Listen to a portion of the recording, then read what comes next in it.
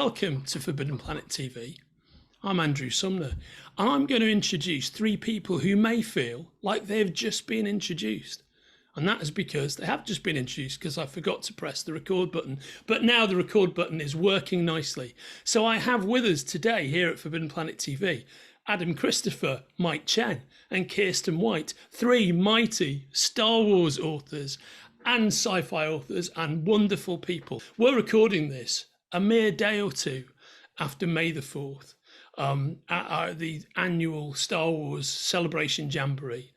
And we're all, as you know, big fans of your work at Forbidden Planet. And indeed, all of your new Star Wars novels, Adam's Shadow of the Sith, Mike Chen's Brotherhood, Kiersten White's Padawan, they can all be ordered from the links attached to this conversation. Before we get into talking about each of your books, you guys all know each other, of course. So how has that come about, guys? Yeah, I think we all suspected that the other ones had been hired to write Star Wars novels, but none of us could confirm it yet. So it was a lot of and then, oh, yes, so. But I think that's one of the most fun things I found about becoming a Star Wars author is, I've been published since 2010, and author communities are great, but the Star Wars author community, it's such a specific thing, and we're all such super fans. So we all understand, like, they're still hard to write, they're still books that still work, but also, like, we genuinely can't believe we get to do this. And so getting to, like, geek out and have this new brotherhood, this Star Wars brotherhood, is really fun. Like, that was such a bright side that I didn't expect. I would say too that because, like, with Kiersten, she's writing Padawan and I'm writing Brotherhood, and there's clear tangible links between the two, so we were able to talk and be like, oh, well, like, what do you think about Obi-Wan? Does he have imposter syndrome? Oh, we agree on this, and we're able to, like, weave both, like, tangible, like, Easter eggs and then also, like, thematic elements through our work, and also just complain about, wow, this schedule is insane, how are we doing this? Yeah, well, you do need that kind of outlet, I think. Mm-hmm. And what Kiersten was saying is, like, there was a lot of detective work going on, trying to work out who was doing what, because we're not allowed to talk about it with anybody. But yeah, when we finally found our bond of the team trash compactors, and it's been great. Yeah, I mean, I guess it's like being in a secret society or a member of the Three Musketeers. Only the three of you actually understand what that experience is like, right? And it must be great to have each other on the other end of a video call to be able to chat to you about it. Guys, how does Star Wars such an enormous thing within everybody's global pop culture life, say within the life of a store like Forbidden Planet, and within our audience and customer base, so huge and it's so all pervasive. What were your particular roots in to Star Wars fandom? When were you first exposed to Star Wars? Can you remember your first close encounter with the franchise? My answer is easy because I was born in the late 70s and I have an older brother, and so, like, through his introduction to Star Wars, like, was my introduction to Star Wars. So I just have had it in my life, my entire life, through every phase of my life, and now passing it down to my daughter. Yeah, I can legitimately say that the first movie I ever saw was Star Wars: New Hope. I've narrowed it down to August 1978. I was 6 months old, and my dad, who was a big science fiction fan, was really desperate to see the movie. And of course, taking a 6-month-old to a movie is, like, probably quite a bad idea. So I always have to apologize to anybody who was there at the Newland Cinema in August 1978. And yeah, it's like my dad worked in advertising, which means he did a lot of travel to Asia and could get toys that were unavailable in New Zealand. So I just have this memory of unpacking, like, the AT-AT and the X-Wing original Kenner toys. And he would, this is the kind of child I was, he would borrow one of his company's VHS machines on a Friday night, stop off at the video rental place on the way home to get Empire Strikes Back out on VHS, and I would watch Empire Strikes Back 12 times over the weekend. And this continued for years. So yeah, it's kind of, I think that instilled the kind of Star Wars mythos within me. Mate, I would have been deeply, deeply envious of your childhood, the shape of your childhood, had I realised that that existed. You know, I had a not similar experience, though I'm a bit older than you. So one of my early science fiction movie experiences with a dad who knows nothing about science fiction and has only ever loved Liverpool Football Club, right, was him taking me to see 2001 when I was 10 years old. And about three-quarters of the way through, I loved 2001, but about three-quarters of the way through, I think I heard my dad's brain just break into two. So it was a very different, and that was the last science fiction movie he ever saw. So it was a very different experience to yours. I would have loved your experience. How about yourself, Kiersten? Yeah, I think actually Return of the Jedi came out on the day I was born. So I think I just came into this world knowing it existed. But my dad was really into technology, and we had a Laserdisc player, and we had about 15 Laserdiscs, and 3 of them were the original trilogy. And so I just watched them on repeat as a child, loved them, mostly watched them for Princess Leia and the creatures, maybe still do that. And then when I was in junior high, they did the theatrical re-releases, and I know people have strong opinions about those, but I was so excited. Like every single new thing, I was like, that wasn't there before, that wasn't there before, because at that point I had the entire films memorized. And then when I was in high school, the prequel trilogy started. So I just feel like it was always there. And it was such a core part of this storytelling that I sort of imprinted on as a child and just kind of stuck with me. That's very interesting. What's the abiding power of Star Wars for you, Kiersten? I know a lot of people talk about hope, hope being the core of Star Wars, but for me, I think the thing that always drew me to them is they're just fun, right? Like I loved watching the movies because you could just escape into them and enjoy being somewhere else and being someone else for the length of the movie. And I kind of have that opinion about all Star Wars properties now. It's my only controversial opinion is I just love it all because all I want to do when I watch Star Wars is escape and be entertained, and it never fails me. Like it always delivers that. Wonderful. And Adam, do you have a particular heroic figure within the pantheon of Star Wars that you particularly identify with? That's a difficult question. Like Kirsten's, I like all Star Wars because it has everything in it.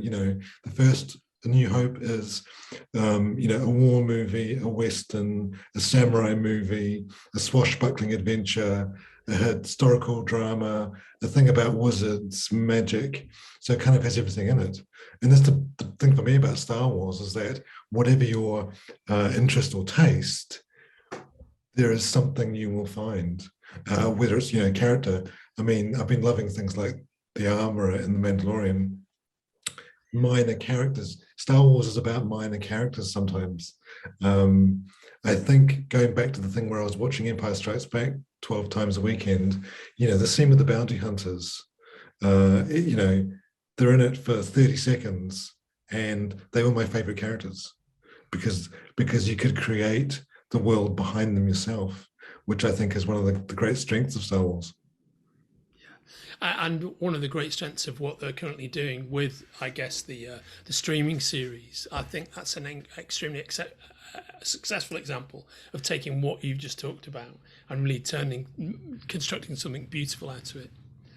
Mike, in terms of the darker forces within the Star Wars universe, what are the ones that you savor and enjoy the most?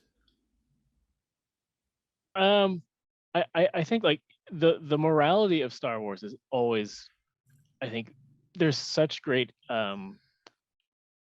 there's a lot to mine there, just from the basic philosophy of the Force and the Jedi and the Sith, because it's just the morality plays that we wrestle with every day, they're just heightened to super high levels with lightsabers and magic powers. So I think you get so much of your own personal fantasy of moving objects with your hand or having these cool swords that glow, but without the morality underneath to ground it in something that an emotion that we can feel, without that it just wouldn't be the same. So I think it's lasted for so long, like with me, just because it's like there's always something beyond just like the idea of hope, but there's always something to like, wrestle with. And when you're dealing with something, there's always something in that parallels in Star Wars. And like in my head, I think of like movie quotes and gifs. Basically, that's like how my brain works. And so there's like this endless supply of Star Wars movie quotes and gifs to relate to a particular situation. Yeah, I think that's very well said. Kiersten, so you've written the beautifully titled novel Padawan.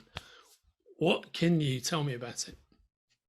Yeah, so Padawan is focused on a previously unknown adventure of Obi-Wan Kenobi when he was a teenager, recently apprenticed to Qui-Gon Jinn. Trying to think what I can say. I tried to treat it as a bottle episode so that it's a standalone adventure, but we very much see not who Obi-Wan will become, but the beginnings of that, right? So we're taking him through an adventure where he sort of begins to step into the Jedi that we know and love and that he will eventually become. So it features an all-new planet. It features an act of surprising teenage rebellion from Obi-Wan Kenobi, where he takes off on his own and is challenged in both his use of the Force and also what being a Jedi actually means to him beyond obligation. Very good, very good. And in a way, I guess you and Mike are kind of bookending different parts of Obi-Wan's career, because Brotherhood is very much another Kenobi-centric tale, right, Mike? Yeah, Brotherhood is Obi-Wan has just been elevated to the council. Anakin has just become a knight.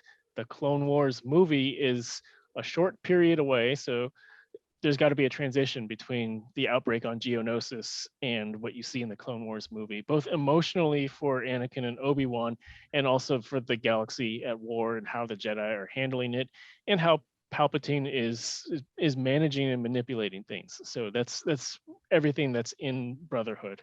It's both a character story and a bridge between the state of the galaxy. Nice. And what about the almost hypnotically titled Shadow of the Sith, Adam? What's the deal with that? What can you tell us? Yeah, I went for the widescreen approach. I thought if Return of the Jedi is episode 6 and Force Awakens is episode 7, then Shadow of the Sith is episode 6.5. It is the story that Lando Calrissian mentions in Rise of Skywalker, where he and Luke were chasing Ochi of Bestoon, looking for the Wayfinder to get to Exegol. Shadow of the Sith is that adventure. It is a big, epic, cinematic, deliberately so, action-packed. In contrast to Kiersten's kind of bottle episode, this thing goes everywhere. I tried to make it as kind of big as I could possibly get within the confines of 500 pages.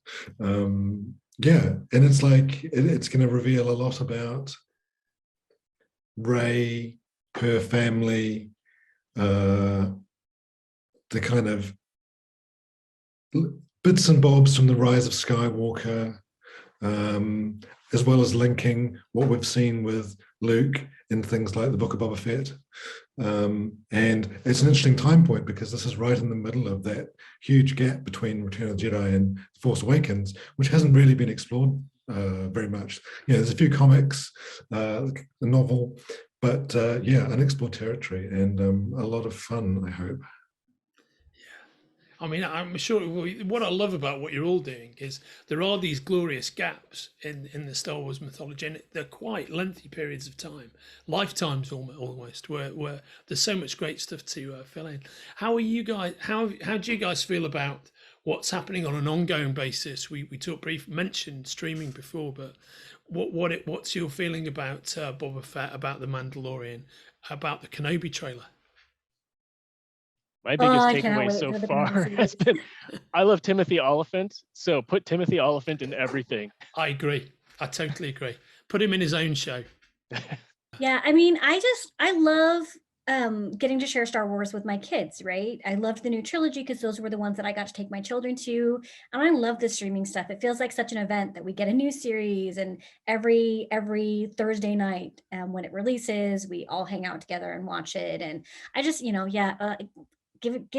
give it all to me. I want all of it. I want more. Like, I love it. And I cannot wait for the Kenobi series. Oh my gosh. It's like we've had a new Star Wars movie every week, because things like, when The Mandalorian started, it's like, this looks amazing. And we're really in a kind of golden age of Star Wars. Even as fans, just being able to immerse ourselves into these amazing series is terrific. And the fact that it's all one story, books, comics, TV, movies, video games, it's all the Star Wars saga. I think that is very well said, and a great note to close out on.